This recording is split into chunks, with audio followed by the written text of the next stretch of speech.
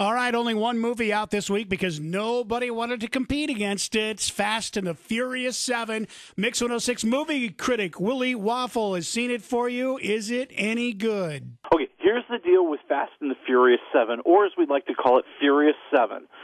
This movie has so much adrenaline and testosterone that women who see the movie could become pregnant. That's a lot of testosterone right there. Hey, man, between Jason Statham, The Rock, and Vin Diesel, there's no hope for women anywhere. Willie, I am a huge Jason Statham fan. Please tell me he has some redeeming qualities in this movie. He is one bad you-know-what.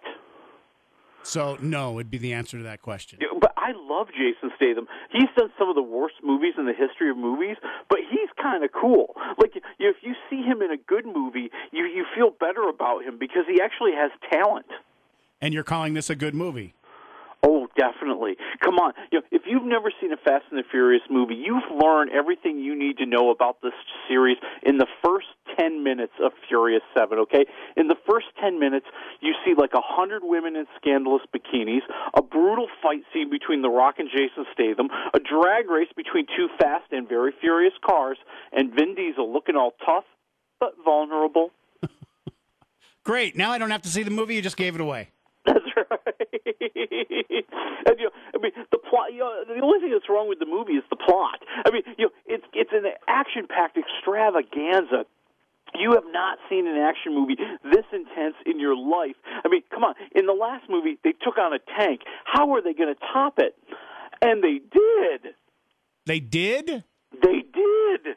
Wow. Can't wait to see how they did that. And this is Paul Walker's final movie. Can you tell the difference when it's his brothers with his face CGI'd in there? There were only maybe one or two moments where I felt like I could tell what was going on, but other than that, it was a masterful job done by the effects team. And the rumor that's going around right now is that it was actually Peter Jackson and the guys from the Lord of the Rings that did the CGI work of kind of imposing Paul Walker's face on the stand-in, which turns out to be his brothers. All right, Willie, I told you had to give this movie 4 waffles, so what do you give Fast and Furious 7? So what do you give it? Dude, this is like a 3-waffle movie. Oh. This is exciting. They can't tell a story to save their lives, but you like the characters so much you don't care. I mean, you like the little deadpan one-liners. You like to see them driving their cars really fast. You like to see them dropping out of airplanes and then racing down the road, people.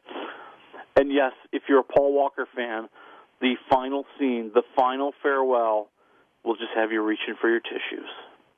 Willie, final chance. Are you sure you can't give it 4 waffles? Well, it can't be a 4 because it really is two movies smushed together. I mean, on the one hand, you have the story about how Jason Statham is looking for revenge and he's tracking them all down. And then all of a sudden, it's also about Kurt Russell playing this guy whose character name is Mr. Nobody, who has basically convinced the guys he can give them what they need to track down Jason Statham if they help find a hacker who's been kidnapped and has something that he wants. I'm like, dude, where'd that come from? And then the two stories don't really go together. I kept waiting for them to tie together. The only time they ever tie together is when Jason Statham shows up because they're like, dude, we paid Jason Statham a lot of money. We got to get him in the movie more. And he shows up. All right, is Furious 7 the actual final one of the series? This movie is going to make so much money, they will make another Fast and the Furious movie. And they will do it for this one reason.